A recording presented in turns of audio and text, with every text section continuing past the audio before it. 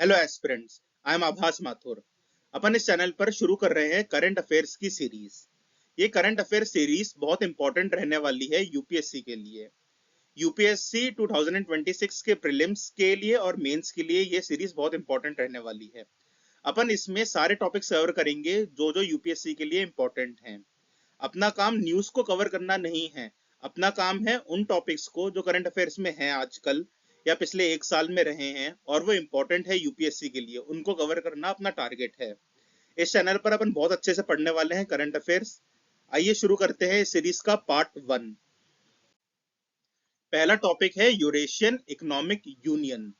देखो, Eurasian economic union एक तरह से ईयू जैसा सेटअप ही बनाना चाहते हैं। यूरोपियन यूनियन जैसा सेटअप बनाना ही इनका टारगेट है। ठीक है, जैसे यूरोपियन यूनियन में तो काफी सारी कंट्रीज हैं, पर इसमें सिर्फ 5 मेंबर कंट्रीज हैं। वो कंट्रीज हैं रशिया, बेलारूस, कजाकिस्तान, अर्मेनिया और किर्गिस्तान। देखो, ऐसे याद रखो, जितने भी तान तान है ना सेंट्रल एशिया में, उसमें से दो इस यूनियन में हैं। कौन से? कजाकिस्तान और किर्गिस्तान। साथ में रशिया है, बेलारूस है और अर्मेनिया है। कौन है वो 5 members? Russia, Belarus, Kazakhstan, Armenia, Kyrgyzstan.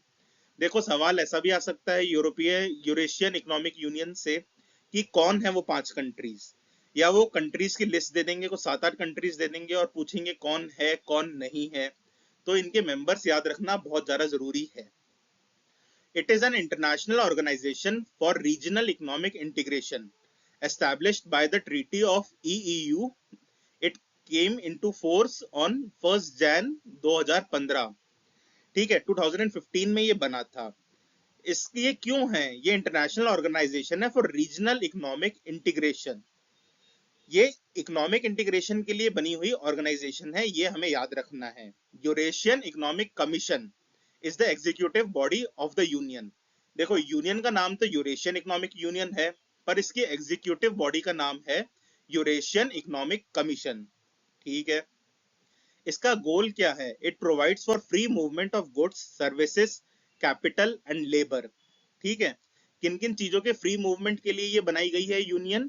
ये बनाई गई है गुड्स के फ्री मूवमेंट के लिए, सर्विसेज के फ्री मूवमेंट के लिए, कैपिटल और लेबर के फ्री मूवमेंट के लिए। It pursues coordinated, harmonised and single policy in the sector. देखो, इनका टारगेट 5 कंट्रीज है, इनमें सिंगल पॉलिसी हो, वेल कोऑर्डिनेटेड सिस्टम हो, जिससे ग्रोथ हो सके। क्या हो सके? ग्रोथ हो सके। और ये determined by the treaty and international agreements with in the union, कि इनके बीच में जो भी एग्रीमेंट्स हुए, ट्रीटी हुए, वो हार्मोनाइज्ड मैनर में हुए। इनका मेजर टारगेट क्या है? To create a common market much like the EU, European Union. इनका टारगेट है क्रिएट करना एक कॉमन मार्केट यूरोपियन यूनियन के जैसा। इनकी जो ट्रीटी हुई थी, उस ट्रीटी का नाम है Eurasian economic union treaty, treaty on EEU. ये साइन हुई थी 2014 में। ये यूनियन केम इनटू फोर्स आया था 2015 में। ये ट्रीटी साइन हुई थी अस्ताना में, जिसे अब नूर सुल्तान कहते हैं। अब देखो, सवाल कहां कहां से बन सकते हैं कि कौन से ईयर में यूरेशियन इकोनॉमिक यूनियन फोर्स में आई थी? 2015 में आई थी। इसका टारगेट क्या है? क्रिएट करना एक common market like European union, ये इसका टारगेट है। इसकी ट्रीटी 2014 में हुई थी। 2014 में इसकी ट्रीटी अस्ताना में हुई थी, जिसे नूर सुल्तान कहते हैं। कुछ भी आ सकता है, नूर सुल्तान में हुई थी इसकी ट्रीटी, अस्ताना में हुई थी इसकी ट्रीटी। इसके मेंबर्स में तो सवाल बन ही सकता है, रशिया, बेलारूस, कजाकिस्तान, अर्मेनिया और किर्गिस्तान है। ठीक है, इसकी एग्जीक्यूटिव बॉडी है यूरेशियन इकोनॉमिक कमीशन। ये सब मेन पॉइंट्स हैं इसके, जिसके अराउंड सवाल बन सकते हैं, इसलिए अपन अच्छे से पढ़ रहे हैं। अब सेकंड टॉपिक है अपना गुच्ची मशरूम्स। देखो, ये मशरूम होते हैं, ये मशरूम होते हैं, यानी ये एक टाइप की फंगस होते हैं। It is a species of fungus. Gucci mushrooms का लोकल नेम है मोरेल। क्या है लोकल नेम? मोरेल। ठीक है, ये पेल येलो कलर के होते हैं, मतलब लार्ज पिट्स होती हैं इनके ऊपर के हिस्से में, और इनकी स्टेम होती है वाइट कलर की, बहुत लार्ज स्टेम होती है। ये कहाँ कहाँ उगते हैं? देखो, एक तो इन्हें कमर्शियली कल्टीवेट नहीं करा जा सकता। ठीक है, और ये उगते हैं कॉनिफर फॉरेस्ट में अक्रॉस टेम्परेट रीजन्स। कहाँ उगते हैं ये? कॉनिफर फॉरेस्ट में, टेम्परेट रीजन्स में, फुट हिल्स ऑफ हिमालयास में, यानी ये हिमाचल प्रदेश में उगते हैं, उत्तराखंड में उगते हैं और जम्मू कश्मीर में उगते हैं। ये नॉर्दर्न पार्ट ऑफ इंडिया में उगते हैं। किन स्टेट्स में उगते हैं? हिमाचल प्रदेश, उत्तराखंड, जम्मू कश्मीर। ठीक है, ये हिमाचल प्रदेश, उत्तराखंड, जम्मू कश्मीर के कॉनिफर फॉरेस्ट में उगते हैं, टेम्परेट रीजन्स में उगते हैं। These mushrooms usually grow in cluster on logs of decaying woods, leaves on humus soil. इन्हें कैसी सॉइल चाहिए होती है ग्रो होने के लिए? ह्यूमस सॉइल होनी चाहिए। मतलब कोई पेड़ है, पत्ती है, वो डिके हो रही है, उस पे भी ये उग जाते हैं। जैसे ये एक साल तो इस स्पॉट पे उगे, तो अगले साल वो उस स्पॉट पे नहीं उगेंगे, किसी और स्पॉट पे उगेंगे। इसलिए उनको ढूंढना बहुत हार्ड हो जाता है, इसलिए ये कमर्शियली कल्टीवेट भी नहीं हो पाते। इनको टेम्परेचर कैसा चाहिए होता है? 15 to 20 डिग्री सेल्सियस इनको डे टाइम टेम्परेचर चाहिए होता है, और नाइट टाइम टेम्परेचर इन्हें 5 to 9 डिग्री सेल्सियस चाहिए होता है। Day time temperature 15 to 20 degree Celsius चाहिए होता है, और night time temperature 5 to 9 degree Celsius चाहिए होता है। इन्हें टेम्परेचर तो ठंडा चाहिए होता है, पर इन्हें बर्फ नहीं चाहिए होती। अगर स्नोफॉल होगी, स्नो होगी, तो ये ग्रो नहीं करेंगे। इसलिए ये हिमालय के फुट हिल्स पे उगते हैं, टेम्परेट रीजन्स में उगते हैं, कॉनिफर फॉरेस्ट में उगते हैं। Conifer forest, temperate regions, foot hills of Himalaya, Himachal Pradesh, Uttarakhand और जम्मू कश्मीर, यहाँ ये उगते हैं। देखो, ये one of the most expensive mushroom है। इनका नाम ही गुच्ची मशरूम है, तो ये एक्सपेंसिव तो होंगे ही। ठीक है, देख लो ये कैसे होते हैं। व्हाइट कलर की इनकी स्टेम होती है और येलो कलर का इनका टॉप होता है। ठीक है, ऐसे ये दिखते हैं। इनमें पोटेशियम बहुत ज्यादा होता है, विटामिन बहुत ज्यादा होते हैं, कॉपर भी होता है इनमें। ये रिच सोर्स होते हैं विटामिन डी के और विटामिन बी के। ये इनमें एंटीऑक्सीडेंट्स भी बहुत ज्यादा होते हैं, जो काफी सारी बीमारियों में हेल्प करते हैं। ये हार्ट डिसीज के लिए भी हेल्पफुल होते हैं, डायबिटीज में भी ये हेल्पफुल होते हैं, क्योंकि ये रिमूव कर देते हैं रिएक्टिव ऑक्सीजन स्पीशीज को, जो हार्म करती है हमारी बॉडीज को। ठीक है, ये one of the most expensive mushroom होते हैं, क्योंकि नाम ही गुच्ची मशरूम है। इनका दूसरा नाम मोरेल है। इनमें पोटेशियम बहुत ज्यादा होता है, कॉपर बहुत ज्यादा होता है, ये रिच सोर्स होते हैं विटामिन डी के, विटामिन बी के। ठीक है, it is further rich in antioxidants. इनमें एंटीऑक्सीडेंट्स भी बहुत ज्यादा होते हैं। ये हार्ट डिसीज में फायदेमंद होते हैं, डायबिटीज में फायदेमंद होते हैं, क्योंकि ये रिमूव कर देते हैं रिएक्टिव ऑक्सीजन स्पीशीज को, जो हार्म करती हैं हमारी बॉडी को। ठीक है, यह है गुच्ची मशरूम्स। ये कौन से स्टेट्स में उगते हैं? ये हिमाचल प्रदेश, उत्तराखंड, जम्मू कश्मीर के हिमालयन फुट हिल्स में उगते हैं।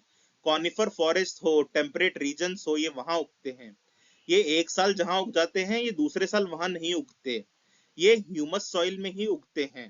ठीक है, या डिकेइंग वुड्स हो रही है, डिकेइंग लीव्स हो रही है, ये वहां भी उगते हैं। ठीक है, ये एक बहुत इंपॉर्टेंट टॉपिक है यूपीएससी का।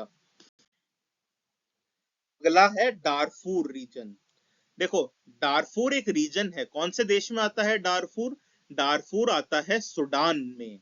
सूडान के वेस्टर्न पार्ट में आता है डारफूर रीजन। डारफूर रीजन से बॉर्डर करता है Libya, Chad, central African Republic और साउथ सूडान। कौन से हैं वो चार देश जो डारफूर रीजन से बॉर्डर करते हैं? सूडान से बॉर्डर नहीं करते, डारफूर रीजन से बॉर्डर करते हैं। वो देश हैं Libya, Chad, central African Republic, south Sudan. सवाल आ जाएगा कौन कौन से देश डारफूर रीजन से बॉर्डर करते हैं। कोई भी देश का नाम दे देगी यूपीएससी, आपको बताना होगा कौन से करते हैं, कौन से नहीं करते। याद रख लो, ये चार देश ही करते हैं। अब ये डारफूर रीजन में क्राइसिस क्यों है? देखो, एक आरएसएफ नाम का मिलिशिया ग्रुप है जो बहुत वायलेंस कर रहा है इस रीजन में।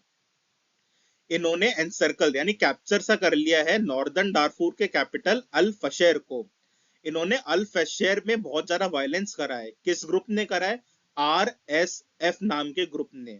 सवाल आ जाएगा डारफूर रीजन में कौन सा ग्रुप एक्टिव है? आपको बोलना है आरएसएफ ग्रुप एक्टिव है। नॉर्दर्न डारफूर की कैपिटल है अल फशेर। तो मैच द फॉलोइंग भी आ सकता है अल फशेर से। अल फशेर से डारफूर मैच करने को आ सकता है, अल फशेर से आरएसएफ मैच करने को आ सकता है। तो कुछ भी आए, आपको ध्यान रखना है। तो इन्होंने करा क्या है? देखो, चैड बॉर्डर से यूएन की सप्लाईज जा रही थी अल फशर में, खाना जा रहा था, दवाइयां जा रही थी लोगों की। तो आरएसएफ ने बहुत वायलेंस करा, इसलिए वो ह्यूमैनिटेरियन कॉरिडोर ब्लॉक हो गया है। तो डारफूर में बहुत ज्यादा क्राइसिस आ गए हैं। यूएन ने कहा है कि डारफूर में, सूडान में बहुत ज्यादा हंगर क्राइसिस है। लोग घास ग्रास खाने को मजबूर हो गए हैं, पीनट शेल्स खाने को मजबूर हो गए हैं। अब देखो सवाल कैसा बन सकता है। डारफूर रीजन, डारफूर रीजन बॉर्डर करता है लीबिया से, चैड से, सेंट्रल अफ्रीकन रिपब्लिक से और साउथ सूडान से। इन चार कंट्रीज से तो डारफूर रीजन बॉर्डर करता है। डारफूर रीजन सूडान के वेस्टर्न पार्ट में पड़ता है। ठीक है। डारफूर रीजन में नॉर्थ डारफूर की कैपिटल है एल फशेर, वहां पे बहुत ज्यादा वायलेंस है। किसने वायलेंस करा है? आरएसएफ नाम के ग्रुप ने वायलेंस करा है। वहां पे ह्यूमैनिटेरियन कॉरिडोर ब्लॉक सा हो गया है, जिसकी वजह से हंगर क्राइसिस आए हैं। तो हंगर क्राइसिस से डारफूर रीजन मैच करने को आ सकता है, हंगर क्राइसिस से सूडान भी मैच करने को आ सकता है। ठीक है। तो आपको ये पॉइंट्स रखने हैं ध्यान। देखो ये है येलो कलर में जो आपको दिख रहा है, ये है सूडान का मैप। सूडान के मैप में ही जो डार्क येलो कलर में है वो है डारफूर रीजन। इसमें नॉर्थ डारफूर की कैपिटल है अल फशेर। अब आप देखो ये जो डार्क येलो पार्ट है, ये चार देशों से बॉर्डर शेयर कर रहा है। Left top western, north western part में ये बॉर्डर शेयर कर रहा है लीबिया से। वेस्टर्न में ये शेयर कर रहा है चैड से। साउथ वेस्टर्न में ये शेयर कर रहा है सेंट्रल अफ्रीकन रिपब्लिक CAR से। और सदर्न में ये बॉर्डर शेयर कर रहा है साउथ सूडान से। ठीक है। डारफुर रीजन खुद सूडान के वेस्टर्न पार्ट में आता है। अब आपका एक होमवर्क है, आपको कमेंट सेक्शन में सूडान के बॉर्डरिंग नेशंस, सूडान से जो कंट्रीज बॉर्डर करनी है वो लिखनी है। ऐसे खुद पढ़ोगे, गूगल करोगे तो दिमाग में बैठेगा।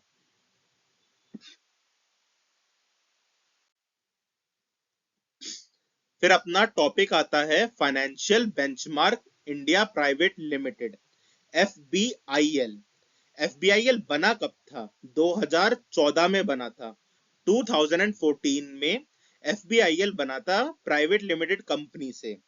ये बना था कंपनीज एक्ट 2013 से। Financial benchmark India private limited बना था कंपनीज एक्ट 2013 से। ये फॉर्म हुआ था 2014 में as a private limited company. ठीक है। इसके ऑब्जेक्टिव क्या हैं? देखो जैसे इसका नाम है financial benchmark India private limited. Private limited से समझ आ रहा है ये प्राइवेट लिमिटेड कंपनी है। इंडिया से समझ आ रहा है कि ये इंडिया में बेंचमार्क बनाता है फाइनेंशियल चीजों के। ये क्या करता है? ये बेंचमार्क बनाता है इंडिया में फाइनेंशियल चीजों के। अब फाइनेंशियल चीजों में मनी मार्केट आता है, गवर्नमेंट सिक्योरिटीज आती हैं और फॉरेन एक्सचेंज आता है। ठीक है। क्या क्या आता है फाइनेंशियल चीजों में? मनी मार्केट, गवर्नमेंट सिक्योरिटीज और फॉरेन एक्सचेंज। इसका ऑब्जेक्टिव एक बार पढ़ लेते हैं। Its aim is to develop and administer benchmark relating to money market, government securities and foreign exchange in India. ठीक है। ये डेवलप भी करता है और एडमिनिस्टर भी करता है बेंचमार्क को, जो रिलेट करता है मनी मार्केट से, गवर्नमेंट सिक्योरिटीज से और फॉरेन एक्सचेंज इन इंडिया से। इसका रेगुलेशन कौन देखता है? RBI। FBIL is regulated by RBI. Financial Benchmark India Private Limited is regulated by RBI. ठीक है। रिजर्व बैंक ऑफ इंडिया इसको रेगुलेट करता है। देखो इसके ओनर्स कौन कौन है। ये जॉइंटली ओन्ड है तीन ऑर्गेनाइजेशंस के द्वारा। कौन है वो तीन organizations? Fixed income money market and derivative association of India, foreign exchange dealers association of India और इंडियन बैंक्स एसोसिएशन। कौन है वो तीन organization? Fixed income money market and derivative association of India, foreign exchange dealers association of India और Indian banks association. ठीक है। अब देखो FBIL में से सवाल क्या क्या बन सकता है। बोल देंगे ये सोसाइटीज एक्ट से रजिस्टर्ड है। नहीं, ये कंपनीज एक्ट 2013 से रजिस्टर्ड है। फिर इसके ओनर्स के बारे में सवाल आ जाएगा। बोल देंगे कि इसमें RBI ओनर है, सेडबी ओनर है, कोई मतलब फॉर मतलब नेशनल स्टॉक एक्सचेंज इसका ओनर है? नहीं, इसके तीन ओनर्स हैं, fixed income money market and derivatives association of India, foreign exchange dealers association of India और इंडियन बैंक्स एसोसिएशन। ठीक है, फिर इसके एम पे सवाल आ सकता है, ऐसा आ जाएगा कि इसका ऑब्जेक्टिव लिखा हुआ आ जाएगा, फिर आपको बताना है कि कौन सा इंस्टीट्यूशन का ऑब्जेक्टिव है ये। देखो, its aim is to develop and administer benchmark relating to money market, government securities and foreign exchange in India. ये है financial benchmark India private limited का ऑब्जेक्टिव। इंडिया में बेंचमार्क बनाना फाइनेंशियल चीजों को लेकर। ठीक है, फाइनेंशियल चीजों में मनी मार्केट आ जाएगा, गवर्नमेंट सिक्योरिटीज आ जाएगा और फॉरेन एक्सचेंज आ जाएगा। ये तीन चीजें एडमिनिस्टर करता है और डेवलप करता है। क्या क्या है वो तीन चीजें? मनी मार्केट, गवर्नमेंट सिक्योरिटीज और फॉरेन एक्सचेंज। अब इसके रेगुलेशन में आ जाएगा, क्या सेटबी इसका रेगुलेटर है, क्या नेशनल स्टॉक एक्सचेंज इसका रेगुलेटर है, क्या मिनिस्ट्री ऑफ फाइनेंस इसका रेगुलेटर है। ठीक है, कुछ भी सवाल आ सकता है। इसका रेगुलेटर है RBI, reserve bank of India. चार पॉइंट्स हैं, चार सवाल बन सकते हैं financial benchmark India private limited से। ये बातें आपको रखनी है ध्यान में। देखो, आज का आखिरी टॉपिक है इनहेरिटेंस टैक्स। जैसे किसी की डेथ हुई, फिर इसकी प्रॉपर्टी इनहेरिट हो रही है किसी और को। जैसे ए की डेथ हुई, ए का लीगल हायर है बी, ए की प्रॉपर्टी बी के पास इनहेरिट हो रही है, तो बी को उस पर टैक्स देना पड़ेगा। ठीक है, ए की प्रॉपर्टी जिसको इनहेरिट हो रही है उसको टैक्स देना पड़ेगा, जितनी प्रॉपर्टी उसको इनहेरिट हो रही है, उसे ही कहते हैं inheritance tax. This is tax imposed on the property or assets inherited by individuals after someone's death. A है, A की डेथ हो गई, ए की प्रॉपर्टी और एसेट्स इनहेरिट होकर गए बी के पास, तो जितनी प्रॉपर्टी और एसेट्स बी के पास आए, बी को उस पर टैक्स देना पड़ेगा। उसी टैक्स को कहा जाता है inheritance tax. The tax is paid by the beneficiary, the person inheriting the property. ठीक है, it is calculated based on the value of the inheritance received by each individual beneficiary. देखो, इनहेरिटेंस टैक्स क्यों होता है? जैसे meritocracy promote करने के लिए, ठीक है, इसलिए सरकार लगाती है इनहेरिटेंस टैक्स। इंडिया में अभी कोई इनहेरिटेंस टैक्स नहीं है, इंडिया में कोई इनहेरिटेंस टैक्स नहीं है। बस ये न्यूज में था, इकोनॉमिक सर्वे में एक बार नाम लिया था निर्मला सीतारमन जी ने इनहेरिटेंस टैक्स का, तो अपन पढ़ रहे हैं यहाँ पे। इंडिया में कोई इनहेरिटेंस टैक्स नहीं है। दुनिया में ये काफी जगह है, जैसे ज्यादातर यूरोपियन देशों में है, अमेरिकन देशों में है, यहाँ तक थोड़ा अफ्रीकन देशों में भी इनहेरिटेंस टैक्स है। फ्रांस वगैरह में तो 60-60% तक है, जर्मनी में 50% है, साउथ कोरिया में भी 50% है। ठीक है, इनहेरिटेंस टैक्स वो होता है, जैसे ए है, ए की डेथ हो गई, बी के पास प्रॉपर्टी और एसेट्स इनहेरिट हुए ए के, तो बी को उन पे टैक्स देना पड़ेगा, इसे ही इनहेरिटेंस टैक्स कहते हैं। This is a tax imposed on the property or assets inherited by individuals after someone's death. उन्हें कहा जाता है इनहेरिटेंस टैक्स। इंडिया में अभी कोई इनहेरिटेंस टैक्स नहीं है, इंडिया में कोई इनहेरिटेंस टैक्स नहीं है। Thank you. बताइए, क्या ये लेक्चर आपको कैसा लगा, पसंद आया, कितना पसंद आया, यूजफुल लग रहा है आपको यूपीएससी के लिए या नहीं? ठीक है, थैंक यू वेरी मच।